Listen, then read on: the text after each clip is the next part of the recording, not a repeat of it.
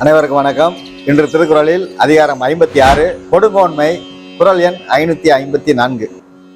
கூழும் குடியும் ஒருங்கிழக்கும் கோல்கோடி சூழாது செய்யும் அரசு. இதுதான் குறள். இந்த குறள் என்ன சொல்கிறது என்றால், நடக்க போவதை பற்றி கருதாமல் முறை தவறி ஆட்சி செய்யும் மன்னவன் பொருளையும் குடிகளையும் ஒரு சேர இழந்து விடுவான். அதாவது இரண்டையும் ஒரே நேரத்தில் இழந்து விடுவான் என்று பொருள்பட நமது வள்ளுவ பெருந்தகை மிக தெளிவாக இந்த குறள் மூலமாக நமக்கு விளக்குகிறார்கள்.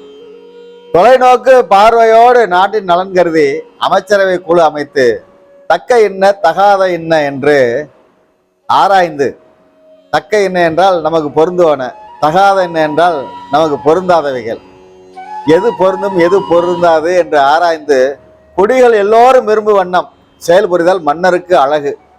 அவன் நாடு வளம் பெற்று உயர்வடையும். அப்போதுதான் இதை விட்டுவிட்டு கண்டதே காட்சி நான் கொண்டதே கோலம் என்று தனக்கு பொழுது போனால் போதும் என்று ஆளு மன்னவனின் நாடும் மக்களும் பொருளும் கேட்பாரற்று இருப்பது மட்டுமல்ல, விரைவில் எல்லாம் அழிந்து அத்தனையும் அவன் ஒரு சேர இழந்து நிற்பான். இதைத்தான் கூழும் குடியும் ஒருங்கிழக்கும் கோல்கோடி சூழாது செய்யும் அரசு என்ற குறள் மூலம் வள்ளுவ பெருந்தகை வருமுன் காக்கும் அரசனே அரசாழ்வான் என்று பொருள்பட இந்த குறள் மூலம் தெளிவுபடுத்துகிறார்கள். நமக்கு நாமும் நம்மளவுக்கு வருமுன் காப்போம்.